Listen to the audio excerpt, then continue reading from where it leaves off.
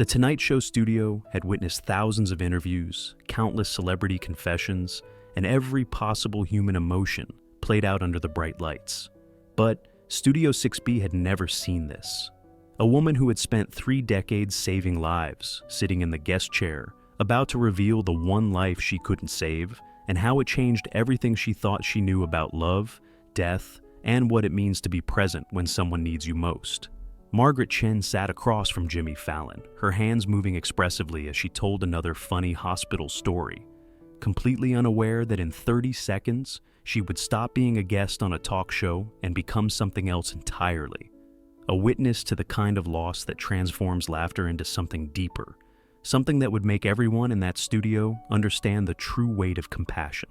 It was Thursday night, November 3rd, and The Tonight Show was taping what was supposed to be a lighthearted episode. Jimmy sat behind his familiar desk in his perfectly tailored charcoal suit, his energy infectious, as always. Across from him, in the guest chair, sat Margaret Chen, 58, a recently retired ICU nurse from Mount Sinai Hospital in New York City, who had become internet famous for her TikTok videos about the funny side of hospital life. Margaret had been the perfect guest for the first 20 minutes. Sharp-witted, warm, with the kind of gallows humor that comes from 3 decades of saving lives and seeing humanity at its most vulnerable. She wore a navy blue blazer over a white blouse, her graying hair pulled back in the same practical ponytail she'd worn through countless 12-hour shifts. Her hands, Jimmy noticed, moved constantly as she talked, the muscle memory of someone who'd spent her career in motion. "So, Margaret," Jimmy had said, leaning forward with genuine interest, "your TikTok videos about hospital life have gone viral. 20 million views on the one about doctors trying to use the coffee machine. Tell us about that." Margaret laughed, a sound that filled the studio with warmth. "Oh, that coffee machine was older than some of the residents. We had surgeons who could perform heart transplants, but couldn't figure out why the machine kept eating their quarters. I finally put up a sign that said, 'If you can save a life, you can make coffee. Figure it out.'" The audience roared, and Jimmy was in his element, building on her energy. "And the video about the MRI machine that sounded like a nightclub? That was during the pandemic," Margaret continued, her eyes sparkling with mischief. "We were so sleep-deprived that anything became entertainment. We started rating the MRI sounds like they were DJ sets. Tonight, we have a symphonic masterpiece in B-flat minor, featuring the dulcet tones of magnetic resonance." Jimmy doubled over, laughing. "Did patients actually find that reassuring? You'd be surprised. Humor was how we survived, how we helped patients survive. I had this one, elderly man, Mr. Rodriguez, who was terrified of the MRI. So I told him it was a time machine, and we were sending him back to 1962 when the Yankees won the World Series. He came out asking if Mickey Mantle was waiting for him in the parking lot." The studio erupted again, and Jimmy wiped tears from his eyes. "That's beautiful. You turn medical procedures into magic tricks." Margaret's smile was radiant. "That's what nursing is, really. A little bit medical science, a little bit magic, and a lot of making people feel less alone when they're scared. And you did this for 30 years? 32 years, 3 months, and 16 days, Margaret said with pride. "Started when I was 26, fresh out of nursing school, convinced I could save everyone. Retired this past September, finally convinced that sometimes the saving happens in ways you don't expect." Jimmy's expression grew more serious, sensing there was depth beneath her humor.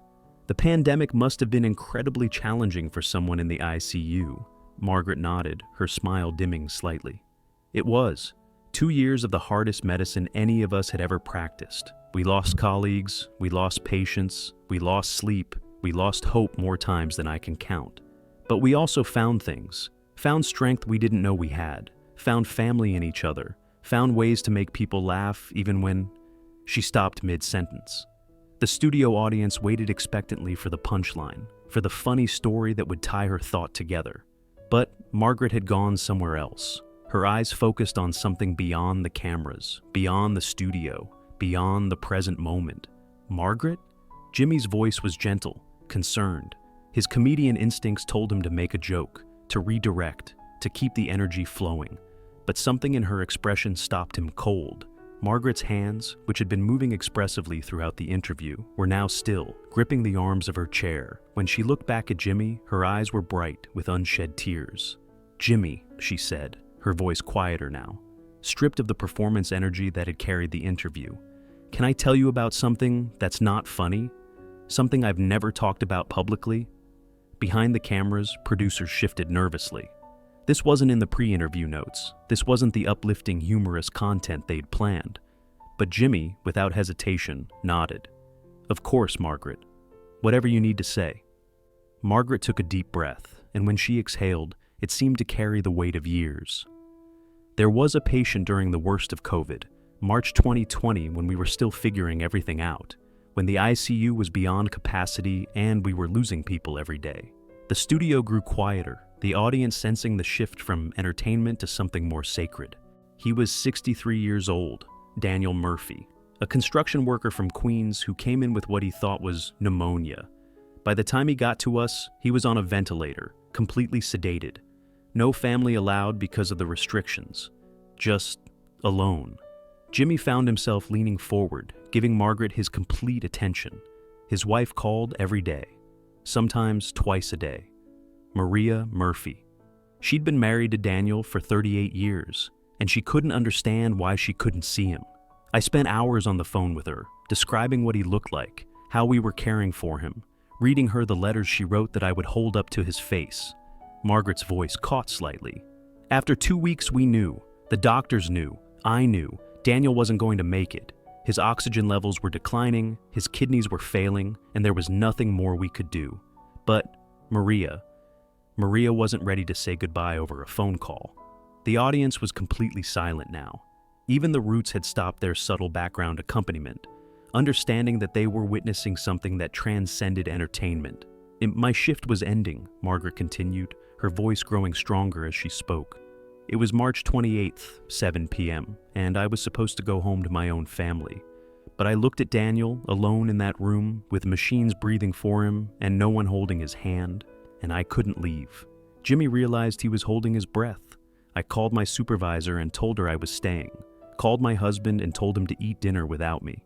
And I went into Daniel's room, pulled a chair up next to his bed, and I called Maria. Margaret paused, wiping her eyes with the back of her hand. I put the phone on speaker and held it next to Daniel's ear. And for the next 4 hours, Maria talked to her husband. She told him about their garden, about their grandchildren's baseball games, about the shows they were going to watch together when he came home. She sang him the song they danced to at their wedding. She told him it was okay to rest, that she would be okay, that she loved him. The studio was so quiet that the hum of the air conditioning seemed loud. At 11:23 p.m., Daniel took his last breath.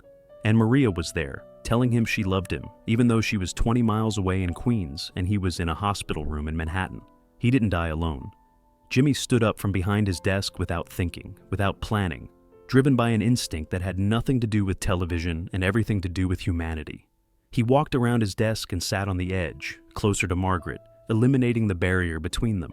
"Margaret," he said, his voice thick with emotion, "you gave them both a gift that night."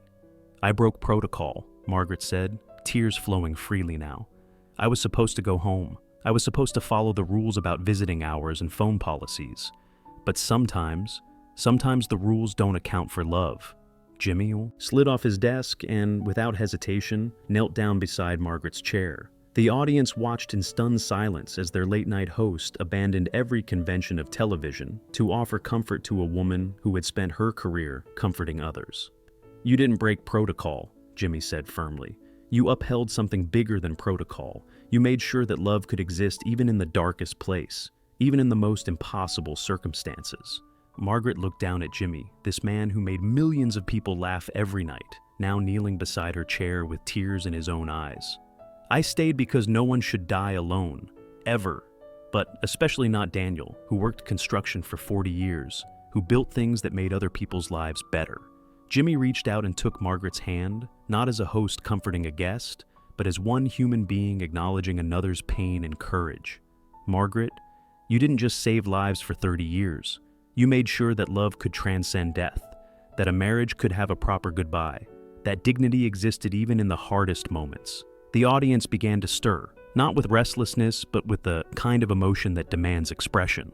Someone in the third row started clapping, slowly, respectfully. Others joined, not the enthusiastic applause of entertainment, but the reverent recognition of something sacred. Jimmy stood up and turned to face the audience and cameras. Ladies and gentlemen, we talk a lot about heroes in our society. We throw that word around pretty casually. But Margaret Chen, she's the real thing. She's someone who, when faced with the choice between following rules and following her heart, chose love. He turned back to Margaret, who was wiping her tears but smiling through them. You said you've never talked about this publicly. Why now? Why tonight? Margaret looked directly into the camera, her voice strong and clear. Because there are healthcare workers out there right now, tonight, making these same choices. Staying late, breaking small rules, holding hands, being present when families can't be. And I want them to know that it matters, that every extra minute, every bent rule in service of compassion, every time they choose to see patients as people instead of cases, it all matters. Jimmy felt something shift inside himself, something that would change how he approached every show going forward. What would you want people to know about nurses, about healthcare workers? That we're not angels, Margaret said firmly. We're not saints. We're just people who've chosen to show up when other people are having the worst days of their lives. We get tired, we make mistakes, we have bad days. But we keep showing up because someone has to witness human suffering and say, "You're not alone." Jimmy reached into his jacket pocket and pulled out his business card. But this time, it felt different. Not like a gesture for television, but like a promise between two people who understood something about service, about showing up when it mattered. Margaret, I want you to have this. Not because you're a guest, but because you're someone who understands what it means to be present for people. If you ever want to tell more stories, if you ever want to remind the world what real heroism looks like, you call me. Margaret took the card with trembling hands. You know what the hardest part was? Not Daniel's death.